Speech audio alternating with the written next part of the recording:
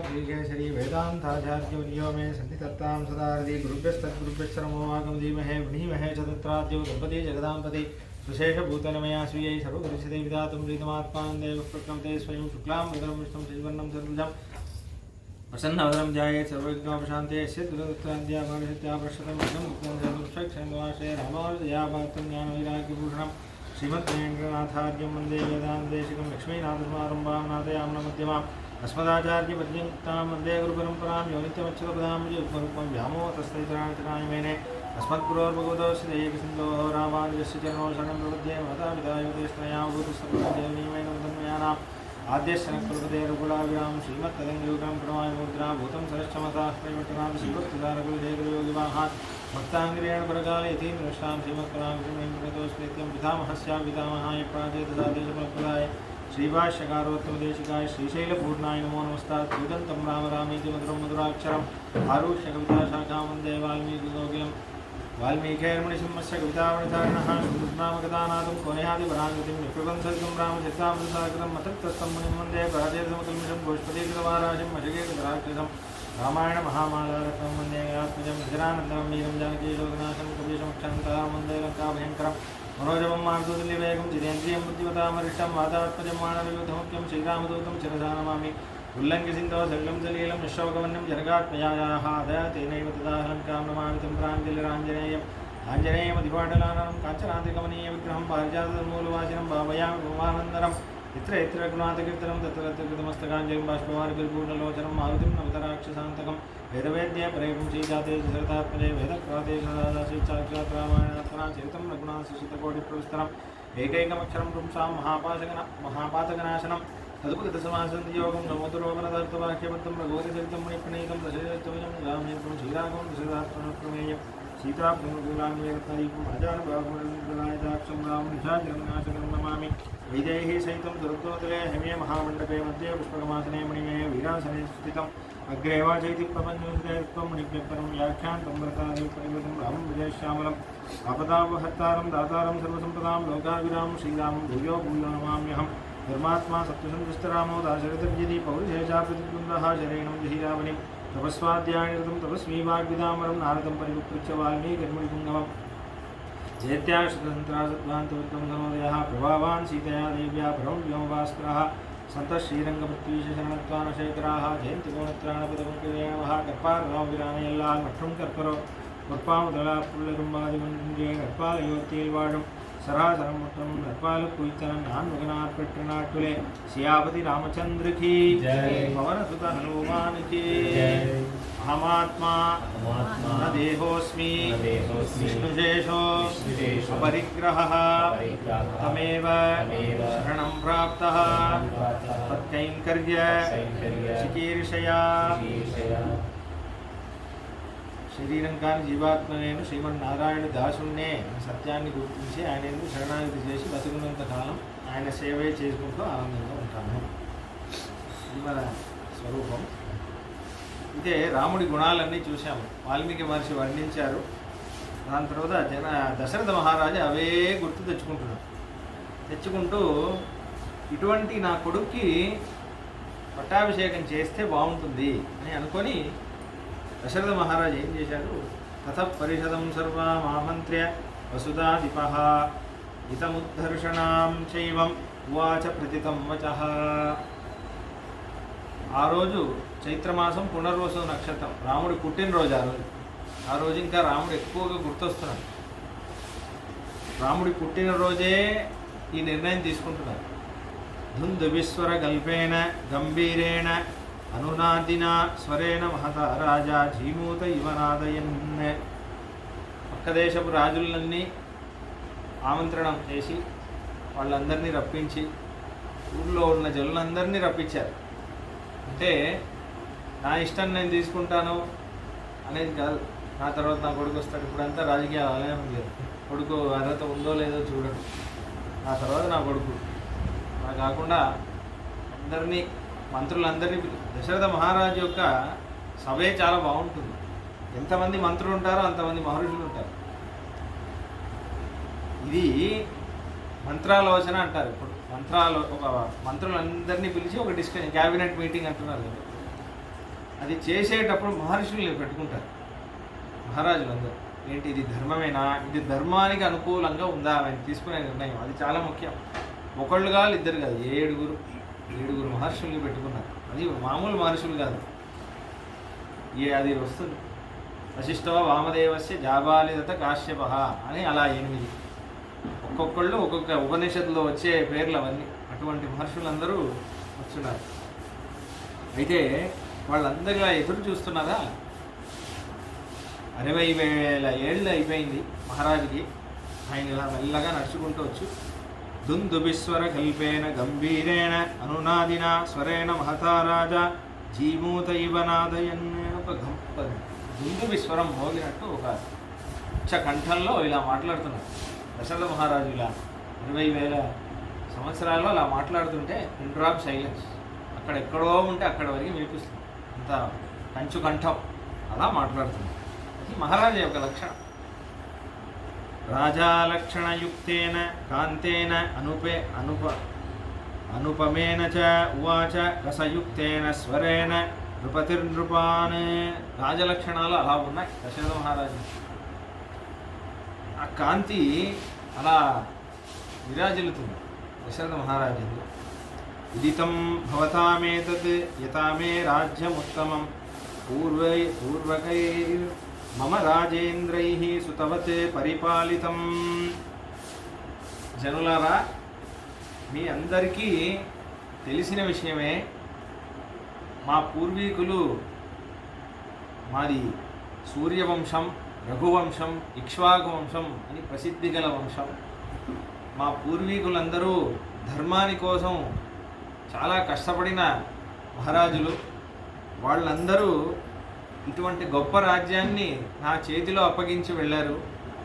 సోహం ఇక్ష్వాకుభిః సర్వైర్నరేంద్రైః ప్రతిపాలితం శ్రేయసా యోక్తుమిచ్చామి సుహార్హమఖిలం జగత్. ఈ ఇక్ష్వాకు వంశుల మహారాజులు దేనికైతే కష్టపడ్డారో, దేనికైతే ప్రయాసపడ్డారో అదే దారిలో నేను నడిచాను. ఆ ధర్మం నిలబడడానికి, మా రాజవంశం నిలబడడానికి మీ ముందు ఒక విన్నపాన్ని తెలియజేయాలనుకుంటున్నాను అని అంటారు. మయాపి ఆచరితం పూర్వైః పంథానం అనుగచ్చత ప్రజా నిత్యం అనిద్రేణ యథాశక్తి అభిరక్షితాః. మా పూర్వీకులు ఏ దారిలో నడిచారో ఇప్పటి వరకు నేను 60,000 సంవత్సరాల నుంచి ఈ రాజ్యాన్ని నేను వెళుతున్నాను. వేయనక పగలనక నిద్ర లేకుండా ఈ రాజ్యాన్ని నా సొంత కొడుకు చూసుకున్నట్టు చూసుకున్నాను. ఎందుకంటే మా పూర్వీకులు దేనికోసం కష్టపడ్డారో ఆ ధర్మాన్ని నిలబెట్టాలి అని ఎంత కష్టం వచ్చినా సరే నా వల్ల అయినంత వాళ్ళు నడిచిన అదే పంథానం అనుగచ్చత. చాలా ముఖ్యం. వాళ్ళు నడిచిన అదే దారిలో నేను నడిచి ధర్మాన్ని నిలబెట్టాను అని చాలా ముఖ్యం. ఇది ఈ పంథానం అనుగచ్చత అనేది 4-5 సార్లు వస్తుంది అయోధ్యాకాండలో. ఒక్కొక్కసారి ఒక్కొక్క విషయం. ఇప్పుడు దశరథ మహారాజు ఇది అంటున్నారా, రాముడు ఇదే మాట కౌశల్య దగ్గర అంటారు. నువ్వు ఎందుకు వెళ్తున్నావు అని మీ నాన్న చెప్తే వెళ్తావా, నేను చెప్తే నన్ను కదా, అమ్మ మాట వినొచ్చు కదా అంటాడు. అప్పుడు రాముడు ఇదే మాట అంతా, నేనేం కొత్తగా వెళ్ళట్లేదమ్మా, మన పూర్వీకులు నడిచిన దారి, ఆ దారిలో నేను నడుస్తున్నాను. భరతుడు చిత్రకూట వస్తాడా రాముడిని చూడడానికి. అప్పుడు రాముడు కుశల ప్రశ్న చేశారు. రాముడిలా ఎవ్వరూ ప్రశ్న చేయలేదు. బాగున్నావా అని అడగడమే. ఎలాంటి వాళ్ళని ఎలా అడగాలో రాముడికి తెలుసు. అది మీరు చూస్తూ ఉంటే మీకు వచ్చేస్తుంది. రామాయణం చదివితే మీకు వచ్చేస్తుంది ఆ స్వభావం. అయితే రాముడు భరతుడిని చూడగానే, ఎరా మన పెద్దలు వెళ్ళిన అదే దారిలో నడిచి రాజ్యాన్ని వెళ్తున్నావా, నాన్న పోయారట కదా, నాన్న పోయిన తర్వాత నువ్వు వెళ్తున్నావా బాగా అని అదే విషయం అంటారు. కాబట్టి చాలా ముఖ్యం ఈ సూర్యవంశస్థులకి. సూర్యవంశస్థులనే కాదు, మనకు కూడా చాలా ముఖ్యం. గురుకర్మ తస్మాత్వం పూర్వతరం కృతం అంటాడు కృష్ణుడు భగవద్గీతలో. నీ పూర్వీకులు ఏ ధర్మాన్ని అనుష్ఠించారో అది నువ్వు అనుష్ఠించి వదిలిపెట్టకు అర్జున అని చాలా ముఖ్యం. మన వాళ్ళు అందుకే స్వధర్మాన్ని వదలకూడదు అంటారు. మనకని విధించిన ధర్మాన్ని మన పూర్వీకులు ఒకవేళ వాళ్ళు బాగా అనుసరిస్తే మనం ఇంకా బాగా అనుసరించాలి. వాళ్ళు అనుసరించకపోయినా మనం తెలుసుకొని అనుసరించాలి. అంతేకాని స్వధర్మాన్ని వదలకూడదు, చాలా ముఖ్యం. పంథానం అనుగచ్చత, చాలా ముఖ్యం అది. అయితే అంటాడు చాలా చమత్కారంగా, రాజు అనేవాడు చాలా చమత్కారంగా మాట్లాడారు. ధర్మం అనే పార్లమెంట్లో కూడా చాలా ఈ మినిస్టర్స్ అందరూ కొంతమంది చమత్కారంగా మాట్లాడతారు. ఒక విషయం అంటున్నాడు, ఇదం శరీరం కృత్స్నస్య లోకస్య చరతాహితం పాండురస్య ఆతపత్రస్య ఛాయాయాం జరితం మయా. చాలా అందమైన విషయం. అయితే ఇక్కడ ఏమంటున్నారు, ప్రజాం నిత్యం అనిద్రేణ. అయోధ్యకి ఎన్నో ఎక్కడ నుంచో ఏమేమో శత్రువులందరూ ఎక్కడెక్కడ నుంచో ఈ అయోధ్యనే ఆక్రమించాలి అనుకున్నప్పుడల్లా నా నిద్ర అవన్నీ నేను చూడలేదు. నా వల్ల ఎంత అయిందో నేను అంత కృషి చేశాను ఈ రాజ్యాన్ని నేను కాపాడడానికి. దేవతలకు కూడా సహాయం చేసి పెట్టాను యుద్ధంలో. నేను ఇప్పటివరకు ధర్మాన్ని తప్పినట్టు నేను అనుకోవట్లేదు. చాలా కష్టపడ్డాను, ఒక్క మచ్చ కూడా లేకుండా రాజ్యాన్ని ఏలాలి అని నేను చాలా ప్రయాసపడ్డాను. కానీ ఇప్పుడు నాకు వయసు అయిపోతుంది అని అంటున్నారు. అది ఎలా అంటున్నారంటే, ఇదం శరీరం కృత్స్నస్య లోకస్య చరతాహితం. లోకహితం కోసం ఇది పనిచేసి పనిచేసి పనిచేసి శరీరం క్షీణించిపోయింది. షుగర్ కేన్లో చెరుకుని మెషిన్లో పెడితే ఎలా అయిపోతుంది, అలా చరత అంటే ఏంటంటే పిండడం అని అర్థం. అలా పిండి పిండి ఇలా అయిపోయింది నా శరీరం. అయితే అంటున్నారు, పాండురస్య ఆతపత్రస్య ఛాయాయాం జరితమ్మయ. నా పైన ఈ గొడుగు ఉందే, ఛత్రం అని ఉంటుంది మహారాజు మీద, అది ఎప్పుడు తెల్లగా ఉండాలి. తెల్ల గొడుగు ముత్యాలతో అలంకరించబడి అలా ఉండాలి. అయితే దశరథ మహారాజు చమత్కారంగా అంటున్నారు, 60,000 సంవత్సరాలు అయిపోయిందా,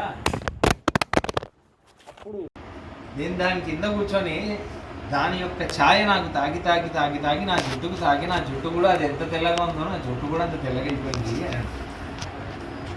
అంటే వయసు అయిపోయింది అని చెప్పడానికి అలా చెప్పాను. అంటే దాని కిందే కూర్చొని కూర్చొని కూర్చొని కూర్చొని దాని రంగు నాకు వచ్చేసింది.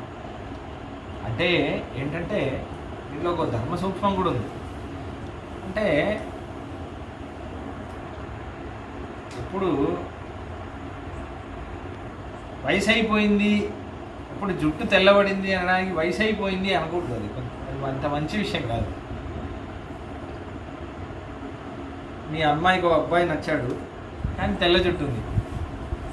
వాళ్ళ ఇంటికి వెళ్ళి అడిగానండి, ఏంటంటే అబ్బాయి తెల్ల జుట్టు ఉంది, స్ట్రెస్ అండి ఆఫీస్లో, ఏజ్ ఎక్కువ అని చెప్పలేదు. అలానే నేను ఇంకా మహారాజు పోస్ట్లో ఉండలేను అనేది కదా, తెల్లబడిపోయింది. ఎందుకంటే చాలా కష్టపడ్డాను. అందరూ ప్రాప్య వర్ష సహస్రాణి బహూని ఆయుంషి జీవత జీర్ణస్యాస్య శరీరస్య విశ్రాంతిర్ అవిరోచయే. 1000 ఏళ్ళు నేను రాజ్యాన్ని పరిపాలించేశాను. బహూని ఆయుంషి జీవిత, చాలా జీవించేశాను. జీర్ణస్యాస్య ఈ శరీరం జీర్ణ స్థితికి వచ్చింది.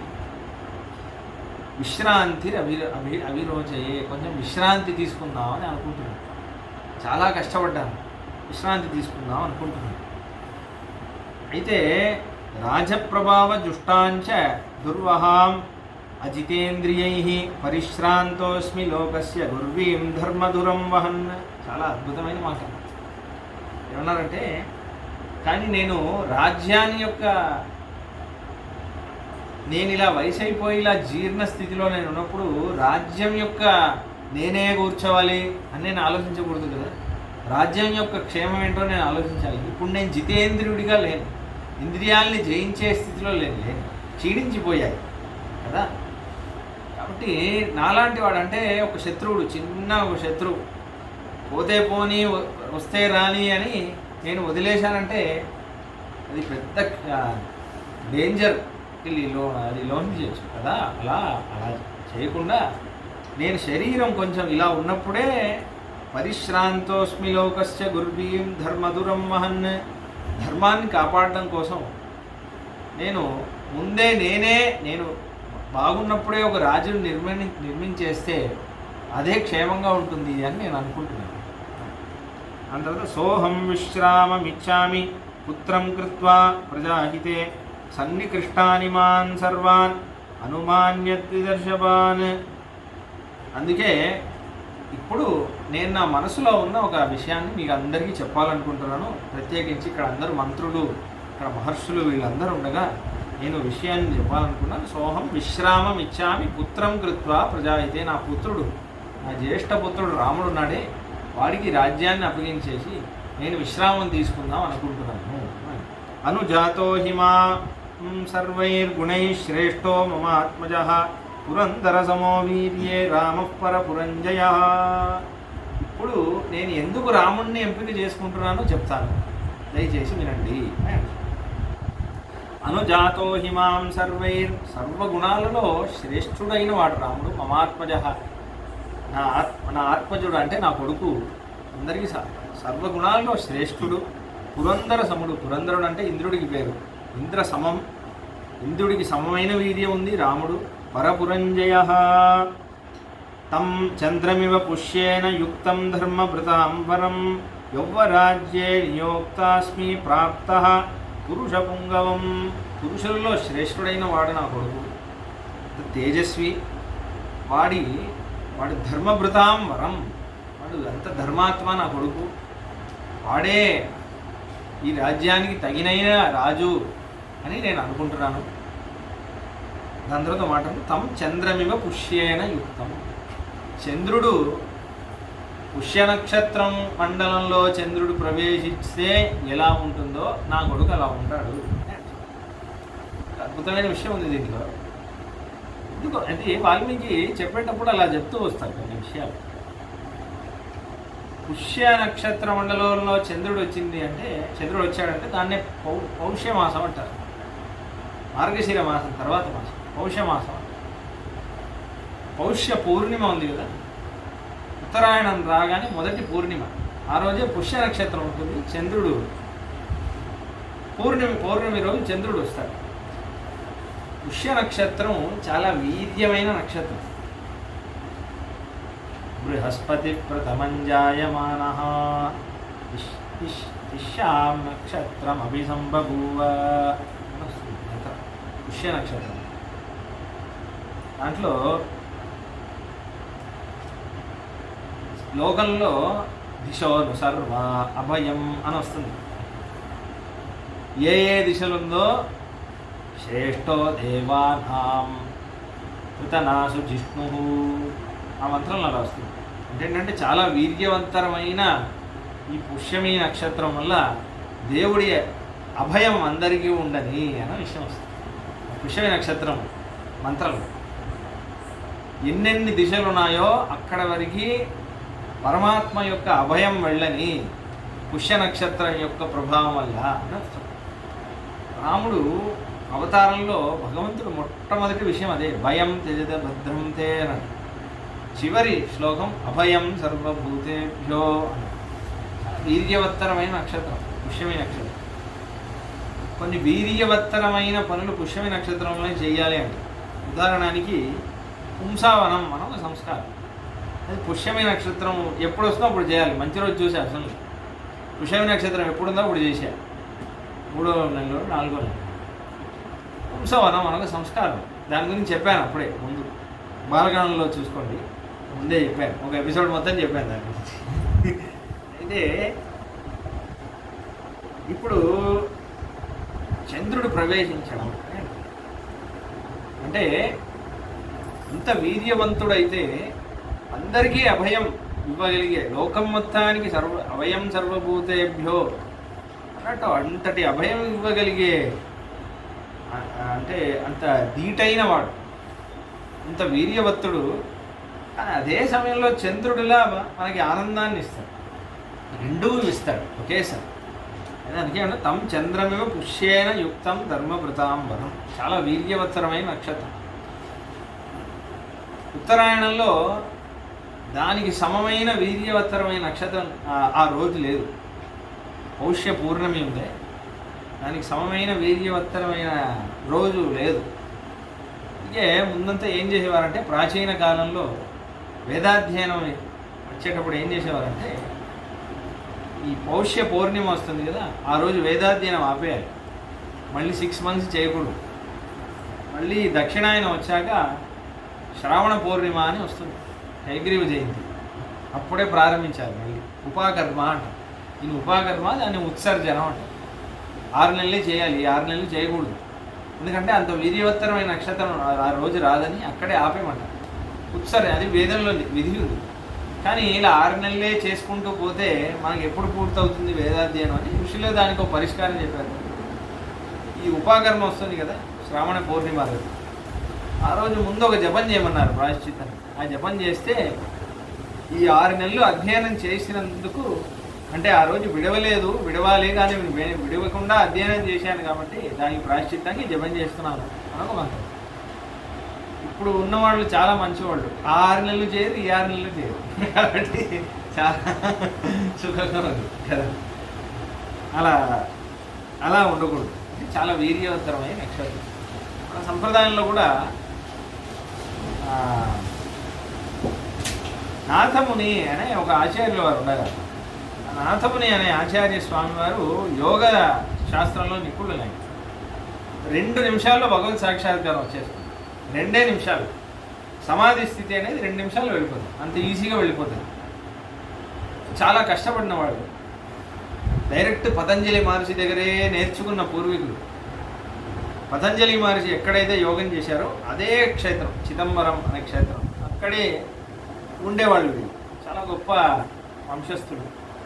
కానీ ఆయన తర్వాత భక్తి యోగాన్ని ఇవ్వలేదు మన సంప్రదాయంలో. భక్తి యోగం అంటే అలానే భగవంతుడితో అంటుకుంటూ భగవంతుడి కళ్ళ ముందు ఇలా ఉంటాడు, కొంచెం కూడా కదలడు. ఎంతసేపు అయినా అలా ఉండదు, దాహం ఉండదు, ఆకలి ఉండదు, ఎంతసేపు అయినా అంతసేపు అలా కూర్చోవచ్చు.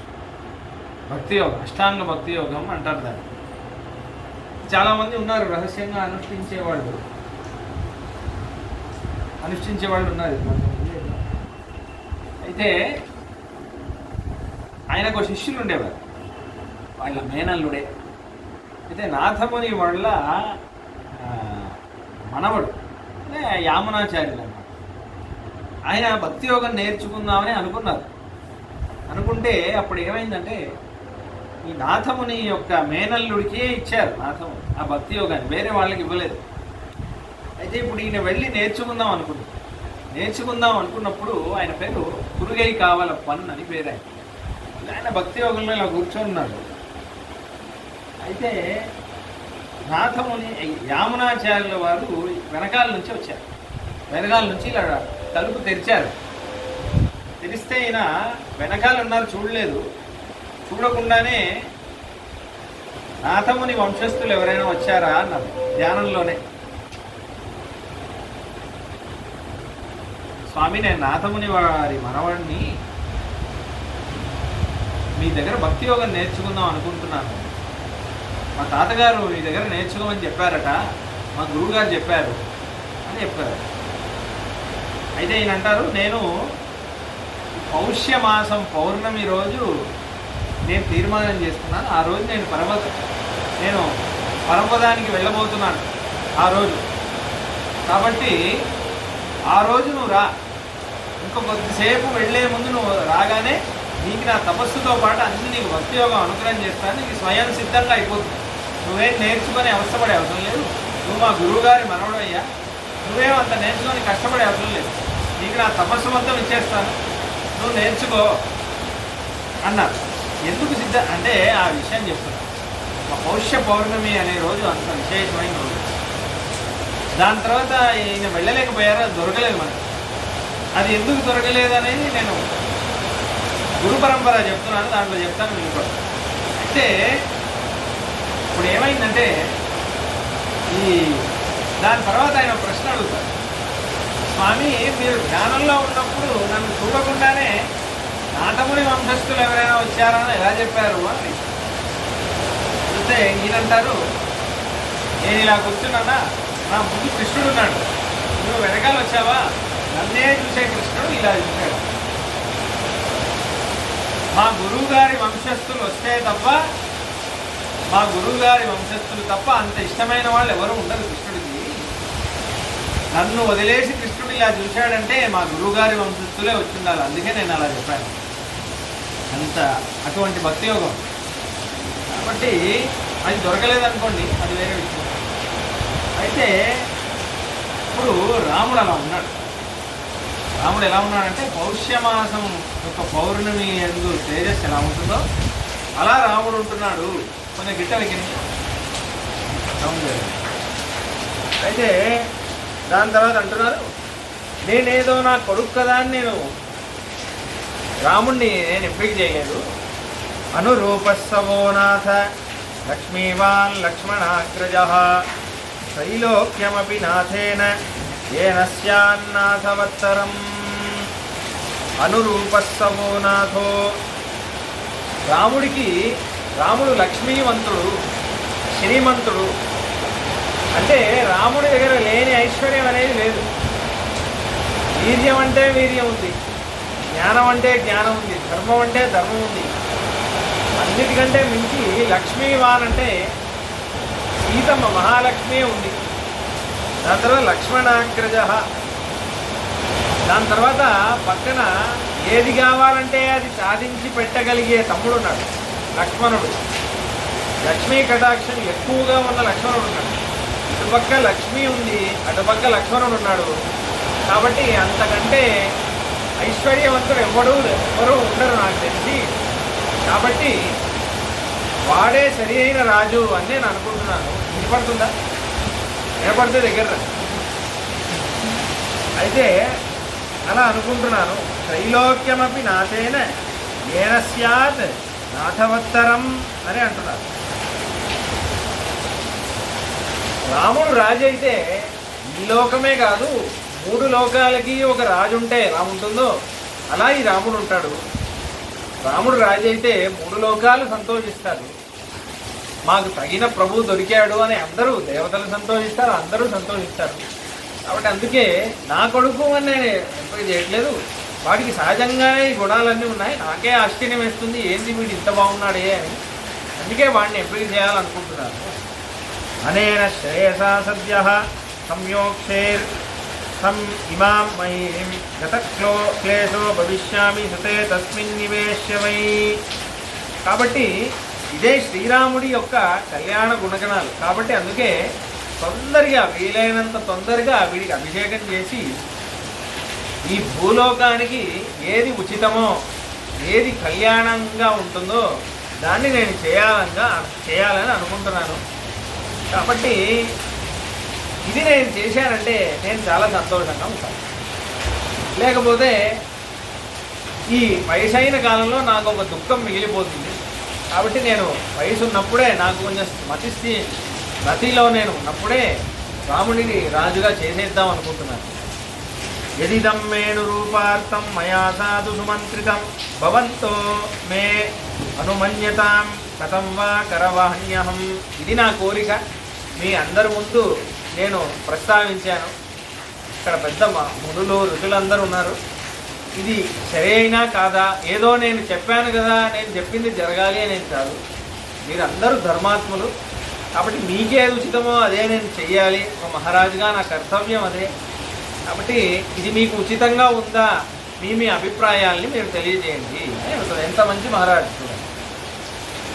కాబట్టి యద్యప్యేష మమ ప్రీతిర్ హితమన్యత్ చింత్యతాం అన్యా మధ్యస్థ చింతాతు విమర్ధాపి అధికోదయా. ఇలా మాట్లాడితే రాజేమైనా అనుకుంటాడేమో అని మీరు తప్పు పడకండి. రాజుగారికి నచ్చనిది మనం చెబితే ఆయన తప్పుగా అనుకుంటాడేమో అలా ఏం మీరు ఆలోచించద్దు. నిజానికి నచ్చుతుందో నచ్చదో హితం చెప్పేవాళ్లే కదా ఉండాలి. కాబట్టి మీరందరూ నాకు ఏది హితమో అదే చెప్పండి. నాకు రాముడు నచ్చాడు కదా అని మీరు రాజు యొక్క కోరిక కదా మనం నెరవేర్చాలి అనుకోవద్దు. నాకు ఏది హితమో అది చెప్పడానికే మీరు అందరూ ఉన్నారు కాబట్టి అది చెప్పండి అని అంటున్నారు. దీనికి ఎగ్జాక్ట్ విరుద్ధంగా రావణాసుడు మాట్లాడతాడు యుద్ధకాండలో. వాడి మంత్రాలు అది చూడాలి. ఇది బ్రువంతం ముదితాః ప్రత్యనందన్ నృపం విష్టమంతం మఘామేఘం నర్దంత ఇవ బర్హిణః. ఇలా ఆయన చెప్పి ముగించారో లేదో మెల్లమెల్లగా ఘోషం, అక్కడ ఉన్న జనుల ఘోష అంతా పెరుగుతూ ఉంది. స్నిగ్ధైర్ అనునాద సంజజ్ఞే తతో హర్ష సమీరతః జనోఘో గుష్టసన్నాదో మేదినీం కంపయన్నివ తస్య ధర్మార్థ విదుషో భావం మాజ్ఞాయ సర్వశః బ్రాహ్మణా బలముఖ్యాశ్చ పౌరజానపదైః సహ. జానపదులు అందరూ ఉన్నారు, రూరల్ ఏరియా అర్బన్ ఏరియా అందరూ వచ్చారు, మంత్రులు బ్రాహ్మణులు అందరూ వచ్చేసారు. సమేత్యతే మంత్రయితుం సమతాగత బుద్ధయః ఊచుష్ట మనసా జ్ఞాత్వా వృద్ధం దశరథం నృపం అని. అయితే వాళ్ళు చెప్తే ఎలా ఉందట, జనోఘౌద్గుష్ట సన్నాదో మేదినీం కంపయన్నివ అంటున్నారు. వాళ్ళు మాట్లాడితే ఎలా ఉందట, అందరూ కలిసి ఒక అరుపరిచారట. రామా అనగానే ఒక అరుపరిచారంట. చూడండి, భూమియే భయపడేటట్టు అంత శబ్దం వచ్చిందంట, ఘోష. ఆ శబ్దానికి ఒక్కసారి అలా ఒక ఘోషం వచ్చిందా, అంతమంది ఒకేసారి అరిచేసరికి దశరథుడి మీద ఉన్న గొడుగు ఉంది కదా, అది ఇలా ఇలా గజ గజ గజగ వణికిందట. అలా అరిచారు. ఏమరిచారు? అనేక వర్ష సాహస్రో వృద్ధస్త్వమసి పార్థివ స రామం యువరాజానం అభిషించస్వ పార్థివం. మహారాజా, చాలా ఏళ్ళు అయిపోయింది మీకు, మీరు వృద్ధులైపోయారు, కాబట్టి మన యువరాజు రాముణ్ణి తొందరగా పట్టాభిషిక్తం చేయండి అని చెప్పేసి అందరూ ఏకకంఠంతో ఒకే మాట అన్నారట. ఒక శ్లోకం, ఇచ్చా మోహి మహాబాహుం రఘువీరం మహాబలం గజేన మహతాయాంతం రామం ఛత్రావృతాననం అన్నారు. ఈ శ్లోకం పూజ శాలగ్రామారాధన చేసేటప్పుడు డైలీ చెప్పాలి. ఈ శ్లోకం మన సంప్రదాయం. ఆశ్చర్యమైన శ్లోకం ఇది. ఈ శ్లోకం గురించే ఇవాళ సంచిక ఉంటుంది, ఎందుకంటే చాలా ఆశ్చర్యమైన అర్థాలు అన్నీ ఉన్నాయి ఈ సంచికకి, ఈ శ్లోకానికి. చాలా ముఖ్యమైన శ్లోకం. ఇచ్చా మోహి మహాబాహుం రఘువీరం మహాబలం. అందరూ ఒకేసారి అన్నారు, ఇచ్చా మహా, ఇదే మా ఇచ్చా, హీ, ఇది ఒక్కటే మా ఇచ్చా, మహాబాహుం, మహాబాహుడైన రఘువీరం, ఈ రఘువీరుడు రాముడున్నాడే, మహాబలం, అంత మహాబలశాలి, గజేన మహతాయాంతం, మా అందరికీ ఒకే ఒక కోరిక, గజేన మహతాయాంతం, ఏనుగు పైన రాముణ్ణి కూర్చోబెట్టి గజారోహణం చేసి పట్టాభిషిక్తుడైన రాముడు ఆ కిరీట కుండలాలన్నీ వేసుకొని, ఆ కవచం అంతా వేసుకొని, ఆ మహారాజు యొక్క వస్త్రం పీతాంబర వస్త్రాలన్నీ వేసుకొని ఆ ఏనుగు పైన కూర్చొని రామం ఛత్రావృతాననం, రాముడు కూర్చొని ఉండాలి, రాముడి పైన ఒక ఛత్రం ఉండాలి, గొడుగు ఉండాలి. ఛత్రావృత, రాముడి ముఖం ఉందే, ఆ ఛత్రం, ఆ గొడుగు రాముడి ముఖాన్ని కవర్ చేసి, అలా మహతాయాంతం, ఆ ఏనుగు అలా వీధిలో నడుచుకుంటూ రావాలి, మేము దాన్ని చూడాలి, ఆనందపడాలి. ఎప్పుడు జరుగుతుందా అని చూస్తున్నాం స్వామి అని అన్న.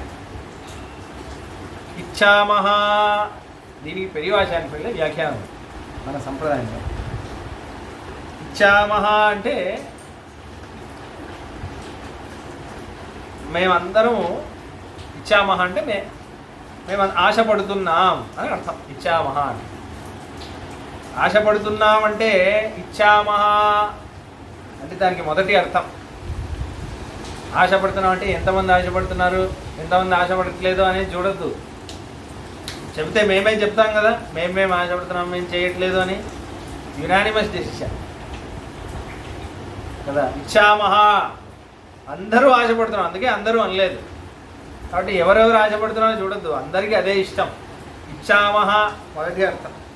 రెండో అర్థం, ఇచ్చామహ, మాకు ఇచ్చే ఉంది, కానీ నిజం చేయాల్సింది నువ్వే కదయ్యా, తొందరగా నిజం చేయి, ఇచ్చ ఉంది, అందుకే ముందు ఇచ్చామహ అన్నారు. అదే మా ఇచ్చ. రాముణ్ణి రాజుగా చేయాలనుకుంటున్నామంటే మొట్టమొదటిది ఏమనాలి? ఇచ్చామహ. దీనికంటే జవాబు ఏదైనా ఉందా? అదే మా ఇచ్చ, ఇంకేం లేదు, అవసరం లేదు. దాని తర్వాత ఇచ్చామహ, రాముడు పుట్టినప్పటి నుంచి అనుకుంటున్నాం ఎప్పుడు మహారాజు అవుతాడా అని. మా ఆశ అదే. ఈ పిల్లవాడు పెద్దగా ఎప్పుడవుతాడు, రాజు ఎప్పుడవుతాడు, మమ్మల్ని ఎప్పుడు వెళ్తాడు, మనసులో ఎప్పటి నుంచో ఉంది ఇచ్చ. మరి బయట ఎందుకు చెప్పలేదంటే మీరు గొప్ప మహారాజు కదా, మీ ముందు ఎలా చెప్పాలి? మనసులో ఉన్న అన్ని ఇచ్చలు బయట చెప్పలేం కదా. ఏకాదశి రాగానే మనకి 2 ఇచ్చలు వస్తాయి. సంజయ్ స్వామి తొందరగా ఎప్పుడు స్టార్ట్ చేస్తాడు, రెండో ఇచ్చ స్టార్ట్ చేసి తొందరగా ఎప్పుడు ముగిస్తాడు, రెండో ఇచ్చ కదా. బయట చెప్పలేం, చెప్తే ఆయన ఏమనుకుంటాడో. అయితే ఇప్పుడు ఇచ్చామహా అయితే ఇప్పుడు దశరథుడు అడిగాడు అనుకోండి, అయ్యో ఇదేనా మీ ఇచ్చా, ఎందుకు చెప్పలేదంటే ఇప్పుడు మీరు నెరవేర్చారు కదా, మీరు నెరవేరుస్తారని మనకు తెలుసు, మీరు గొప్ప మహారాజా కదా, మీరు నెరవేరుస్తారు, అందుకే చెప్పలేదు. కానీ ఇదే మా ఇచ్చా ఎప్పటి నుంచో. ఇచ్చామహా ఇచ్చా కానీ నిజం అవ్వలేదు, నిజం అవ్వలేదు పాపం. అంటే దశరథుడు చేయలేకపోయాడు. దానికి ఇచ్చామహా, దానికి ఇంకో అర్థం ఏమిస్తున్నారు, అది నిజం అవుతుందో లేదో కానీ ఇదే మా ఇచ్చ, రాముణ్ణి చూడడమే మా ఇచ్చ. ఇచ్చగైనా బాగుంది కదా. ఇది ఒక గొప్ప వైష్ణవ స్థితి. భగవంతుడిని ఎప్పుడెప్పుడు చూడాలి అనే ఇచ్చ ఉండాలి వైష్ణవుడు. యూజువలీ మన సంప్రదాయం అనేది శరణాగతి సంప్రదాయం. శరణాగతి సంప్రదాయం అంటే భారం మొత్తం భగవంతుడిగా ఇచ్చేసాం. ఆత్మను రక్షించే భారం మొత్తం నీదే. అహం మద్రక్షణ బరహ మద్రక్షణ ఫలం తథా 3 ఇచ్చేసాను. నన్ను నువ్వే రక్షించాలి, నా భారాన్ని నువ్వే రక్షించాలి. నేను ఇలా రక్షించడం వల్ల నువ్వు నన్ను రక్షించు అని ఎందుకు అడుగుతున్నావు? నీకేం కావాలి అంటే నువ్వే కావాలి. నువ్వు కావాలనే నీ భారం సమర్పిస్తున్నావు. నువ్వు రక్షించడం వల్ల నాకు ఏ ఫలితం రావాలంటే నువ్వే రావాలి, నీ కైంకర్యమే రావాలి. అయితే ఇప్పుడు భారాన్ని భరణ్యాసం భరసమర్పణం అన్నది ఆ విధి ఉంది. అది చేశాక మళ్ళీ చిన్న చిన్న విషయాలని అడిగామనుకోండి, నాకు ఇది ఇవ్వు, అది ఇవ్వు, ఇది ఇవ్వు, అది ఇవ్వు, నాకు ఉద్యోగం ఇవ్వు, నాకు కారు ఇవ్వు, ఇల్లు ఇవ్వు, ఇవన్నీ అడగకూడదు. ఏంటంటే ఇది ఎలా ఉంటుందంటే మన దగ్గర ఒక ఆవు ఉంది, ఆవుని మనకంటే బాగా చూసుకునేవాడికి ఇచ్చాం. ప్రతిరోజు అన్ని ఇబ్బంది పెట్టామనుకోండి, బాగా ఇది ఆవుకి ఇది ఇది ఉత్తరా బాగుని ఆవు అంటారు. అవునా కాదు? అలానే భారం మొత్తం భగవంతుడికి సమర్పించేశాక భరసమర్పణ నిర్భరం ఇది రావాలి. నిర్భరో నిర్భయోస్మి అని అది రాలేదనుకోండి, మన రెండు అపచారాలు చేస్తాం. భరణ్యాసం తర్వాత సంప్రదాయ విషయం అర్థం చేసుకోవడానికి ట్రై చేయండి. మన సంప్రదాయం శరణాగతి అని ఒకటి ఉంది. శరణాగతి చేసుకుంటే మోక్షం కూడా ఇస్తాను అంటున్నారు. అది అయిన వాళ్ళకి మోక్షం సిద్ధం. దేనికి భయపడే అవసరం లేదు. ఈ శరీరం విడిచిపెట్టగానే మోక్షం ఇచ్చేస్తాడు. ఏ తపస్సు అవన్నీ పెద్ద ఇబ్బంది పడే అవసరం లేదు. సింపుల్గా కైంకర్యం చేసుకుంటే చాలు, భగవంతుడు మోక్షం, ఇంకో జన్మ అనేది ఉండదు. అయితే ఇప్పుడు మనం ఈ చిన్న చిన్న భౌతికమైన కోరికలన్నీ అడుగుతున్నాం అనుకోండి, అదే ఇచ్చిన వాడు ఇది కూడా అపవర్గ ప్రదోహరి అంటుంది విష్ణు ధర్మం. అదే ఇచ్చిన వాడు ఇవన్నీ ఇస్తాడు, నువ్వు అడిగే అవసరం లేదు. అకామ సర్వకామోవా మోక్షకామ ఉదారది తీవ్రేణ భక్తి యోగేన అని అంటుంది. ఏంటి భాగవతం. ఏ ఆశ లేకుండా ఉండాలి అంటే కూడా వాడే అనుగ్రహం చేయాలి కృష్ణుడు. అన్ని ఆశలు తీరాలన్నా కృష్ణుడే అనుగ్రహం చేయాలి. మోక్షం రావాలన్నా వాడే అనుగ్రహం చేయాలి. ఇవన్నీ వేరే ఎవడు అనుగ్రహం చేయలేడు లోకంలో, వాడు ఒక్కడే చేయగలుగుతాడు. అయితే ఇప్పుడు ఇలా ఉన్నప్పుడు మనం ఈ భౌతికమైన కోరికలన్నీ అడిగితే ఇప్పుడు ఎలా ఉంటుందంటే, ఒకటి కృష్ణుడు మనల్ని కృష్ణుడు మన భారాన్ని తీసుకున్నాడు అనే భారం మీద మనకి నమ్మకం రాలేదనుకో. నేను శరణాగతి చేస్తే మోక్షం ఇస్తాను అని చెప్పాడు, అన్ని భారాలన్నీ నేను తీసుకుంటాను అని చెప్పాడు. చెప్పాక కూడా మళ్ళీ ఇవన్నీ అడుగుతున్నామంటే వాడి యొక్క శక్తి మీద మనకు నమ్మకం లేదా, వీటి చేస్తాడో చేయడో అని. ఆ స్థితి రాకూడదు. అప్పుడు ఏమైంది, భగవంతుడి శక్తి మీద మనకు నమ్మకం లేదా, అప్పుడు ఆయనకి అది అవమానం కదా, అవమానమే కదా. అందుకే ఎలా అడగాలంటే, నేను ఫలితం ఏమడిగాను, నువ్వే కావాలని అడిగాను. నువ్వే కావాలని అడిగినప్పుడు నువ్వు కావాలి, నిన్నే నేను నీ గురించే నేను ఆలోచించాలి, నీకు నేను దగ్గర అవ్వాలి అనడానికి నాకు ఏది కావాలి అదే నువ్వు. అవన్నీ అడుగుతాను నేను. అవన్నీ అడగడంలో దోషం లేదు. నీకు అర్థమైందా? వేరేవన్నీ భౌతికమైన కోరికలు ఎలాగో నువ్వు ఇస్తావు, అది నేను అడిగే అవసరం లేదు. కానీ నేను ఈ శరణాగతి చేసేటప్పుడు నేను ఏమని చెప్పాను,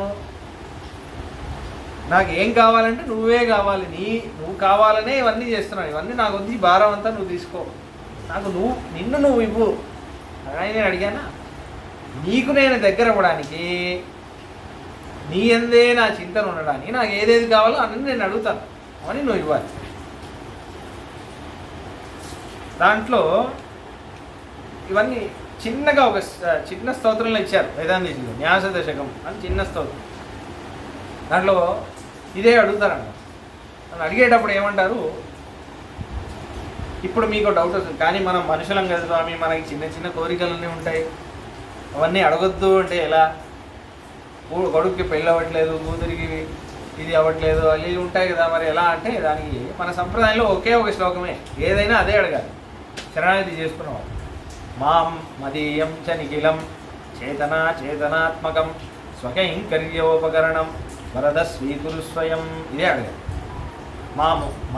నేను, మదీయం నాకు చెందినవి, చేతన అచేతన నాకు చెందిన అన్ని, ప్రాణం ఉన్నవైనా సరే లేనివైనా సరే. ప్రాణం ఉన్నవెవరు? నా కొడుకు, కూతురు, భార్య, అమ్మ, నాన్న, మిత్రులు అందరూ. చైతన్యం లేనివి టీవీ, సెల్ ఫోన్, డబ్బులు, బండి అన్నీ. చేతన అచేతనాత్మకం స్వకైంకర్య ఉపకరణం, అన్నీ ప్రతిరోజు నీ కైంకర్యానికి, నీ సేవకు ఉపయోగపడాలి. నీ సేవకు ఉపయోగపడడానికి వాళ్ళకి ఏమేమి కావాలో అన్నీ నువ్వు. ఇప్పుడు నా కొడుకు డైలీ నీ సేవ చేయాలా? సేవ చేయాలంటే వాడికి డబ్బులు కావాలి కదా, దాంట్లో అన్నీ వచ్చేసింది.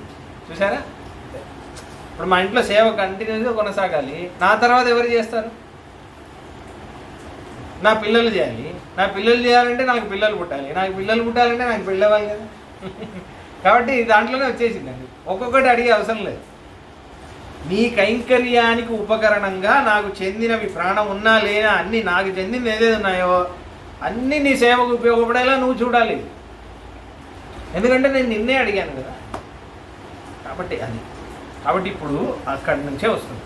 ఇదే రామానుజాచార్యుల వారు అత్యాశ్చర్యంగా పరభక్తి పరజ్ఞాన పరమభక్తియుక్తం మాం కురుష్వ అంటారు. శరణాగతి గద్యం అని రాశారు రామానుజాచార్యులు. వారు శరణాగతి చేసేటప్పుడు రంగనాథ స్వామిని వారు ఏమడిగారు? ముఖ్యంగా ఇదే అడిగారు, పరభక్తి పరజ్ఞాన పరమభక్తియుక్తం మాం కురుష్వ అంటారు. పరభక్తి అంటే ఏంటంటే ఎక్కడ చూసినా నువ్వే కనిపించావు, ఆ స్థితి నాకు రావు. ఇది అడగాలి కదా, నేను నిన్నే పొందాలని అడిగాను కదా. ఎక్కడ చూసినా నువ్వే కనిపించావు. పరజ్ఞానం, ఈ ఆశ నిజమైంది అనుకోండి, అది పరజ్ఞానం. ఎక్కడ చూసినా నువ్వే కనిపించాలి అనేది ఆశ. ఆ ఆశ నిజమైంది అనుకోండి, అది పరజ్ఞానం. పరభక్తి పరజ్ఞానం. పరమభక్తి అంటే ఏంటంటే ఎక్కడ చూసినా నువ్వే కనిపించాలి అనే ఆశ, అది నిజమైందా? ఇప్పుడు నిజమైనది ఒక క్షణికం ఉండకూడదు, శాశ్వతంగా ఉండాలి. ఎల్లప్పుడూ అలానే ఉండాలి. దాన్ని పరమభక్తి. కాబట్టి పరభక్తి పరజ్ఞాన పరమభక్తియుక్తం మాం కురుష్వ, నిన్నే చూడాలి అని నాకు ఆశ ఉండాలి. ఆ ఆశ నిజం అవ్వాలి, నిన్నే చూడాలి. చూసినది ఒక క్షణం ఉండకూడదు, నేను ఎప్పుడు అలానే ఉండాలి. నిన్నే చూస్తూ, నిన్నే తలుచుకుంటూ ఉండాలి. ఇచ్చామోహి, అదే కదా ఇక్కడ అదే అంటున్నారు. ఇచ్చామోహి మహాబాహుం ఇచ్చామహ, అది అడగాలి కదా భగవంతుడు అని కదా. అదే ఇచ్చా, నిన్ను ఎప్పుడెప్పుడు చూస్తానయ్యా, ఎప్పుడు చూస్తాను నేను అనేది ఇచ్చ ఉండాలి కదా. ఎప్పుడెప్పుడు గుడికి వస్తాను, ఎప్పుడెప్పుడు మళ్ళీ కృష్ణుడిని చూస్తాను అని ఇచ్చ ఉండాలి. ఆ విరహంలో ఉండాలి ఎప్పుడు, ప్రతిరోజు లేచిన వెంటనే ఆ ఉత్సాహం ఉండాలి. ఆహా ఇవాళ స్వామి సేవ చేయి, ఇవాళ ఏకాదశి స్వామి సేవ చేయొచ్చు, ఇవాళ భగవంతుడి కోసం ఉపవాసం ఉండొచ్చు. ఉపవాసం అంటే ఏంటి? భగవంతుడి ధ్యానంలో ఎంత ఉండాలంటే తినడం గుర్తు రాకూడదు, అదే ఉపవాసం అంటే. మీరు ఏదైనా మీకు చాలా ఇష్టమైన పని చేస్తున్నారంటే మీరు తినాలి అనేది మర్చిపోతారు సహజంగానే. టైం అవుతుంటే తినని ఇంట్లో వాళ్ళు ఎవరైనా అనాలి. సీరియల్ వస్తుంది కదా, వస్తా చాలా ఇంట్రెస్టింగ్ సీరియల్ అంటారు కదా, అప్పుడు బ్రేక్లో ఒక దోశ తినేస్తారు, మళ్ళీ నెక్స్ట్ సీన్కి రెడీగా ఉంటారు. కాబట్టి అలానే ఈ భగవత్ చింతన ఎలా ఉండాలంటే తినాలి అనేది గుర్తురాకూడదు, అదే ఉపవాసం అంటే. కాబట్టి అలా ఒక ఉత్సాహం ఉండాలి. అబ్బాయి వాళ్ళు చేయాలా కైంకర్యం, బాగా వచ్చింది ఏకాదశి, వాళ్ళు ఏముండదు, అలా ఉండకూడదు. ఒక ఉత్సాహం ఉండాలి భగవంతుడికి కైంకర్యం. అలా ఇచ్చామహ రామా అని చెప్పగానే ఇచ్చామహ, ఒక ఉత్సాహం వచ్చేసి ఇది జరగాలనే కదా ఉన్నాం, రాముణ్ణి రాజుగా చూడాలనే కదా ఉన్నాం. అది అప్పుడు కాదు, ఇప్పుడు కూడా ఉండింది. మొన్నటి వరకు కూడా రాముడు ఎప్పుడు కూర్చుంటాడు గుడిలో అది ఉండింది కదా, అదే. కాబట్టి ఇచ్చామహ, దాని తర్వాత హీ అన్నారు. ఆ హీకి ఒక వ్యాఖ్యానం, ఇచ్చామో హీ, ఏంటి ఇచ్చామహ అని దశరథుడు అడిగాడు. ఇచ్చామహ, మా ఆశ అదే. మా ఆశ అదే అంటే ఏంటి మీ ఆశ? హీ ఇదే, ఇది కూడా తెలీదా నీకు? ఇచ్చామో హీ అంటే ఏంటి? మా ఆశ నీకు తెలీదా? ఇంతసేపు చెప్పావు కదా, అదే మా ఇచ్చ. దాని తర్వాత ప్రసిద్ధార్థం, అదే కదా, ప్రసిద్ధంగా ఏముంది, రాముడు రాజవాళ్ళనేదే మా ఇచ్చ. ఇచ్చామోహి, ఏమయ్యా ఇంతసేపు అరిచామా? అరిస్తే గొడుగు ఊగిందా? అర్థం లేదా? హీ అదే మా ఇచ్చ. ఇచ్చామోహి, మా ఇచ్చ అని కాదు, ఈ భూదేవి ఇచ్చ కూడా అదే. ఇచ్చామోహి, హీ అంటే కూడా, మా ఇచ్చ కాదు, ఈ భూదేవిని అడుగు, ఆవిడ ఇచ్చ కూడా అదే. ఆవిడ నువ్వు ఏలుతున్నప్పుడే రాముడికి మనసు ఇచ్చేసింది. అక్కడ సీతమ్మకి పెళ్లి చేసి ఇచ్చావా, ఆవిడ ఒక భూదేవి. ఈ భూదేవి కూడా రాముడిని భర్తలా పొందాలి అనుకుంటుంది.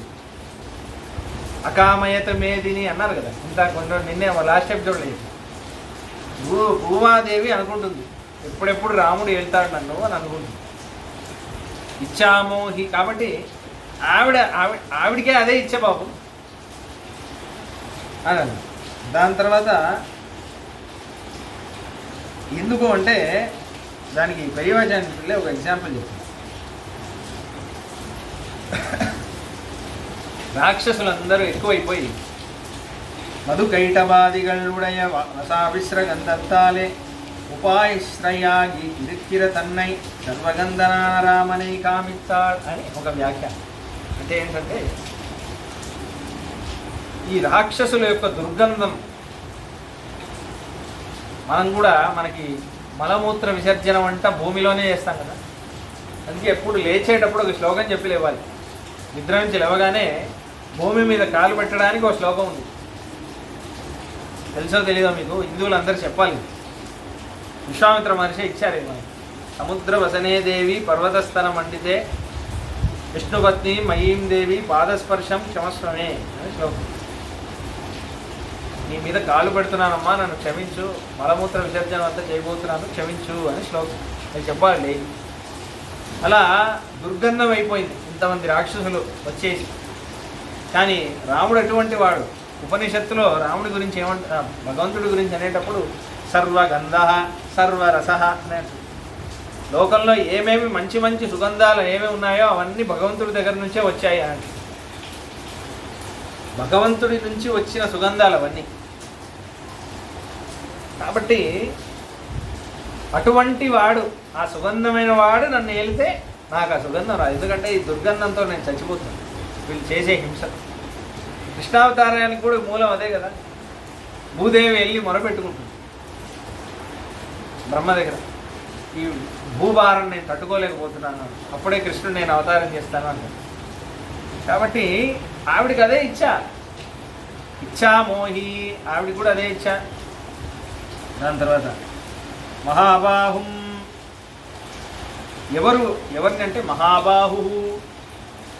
భూదేవికి ఎందుకు ఇచ్చా అంటే వరాహస్వామి అవతారం అప్పుడు భూదేవికి ఒక కష్టం వస్తే ఎక్కడ పెట్టుకున్నాడు? ఇక్కడ ముక్కు మీద పెట్టుకున్నాడు కదా.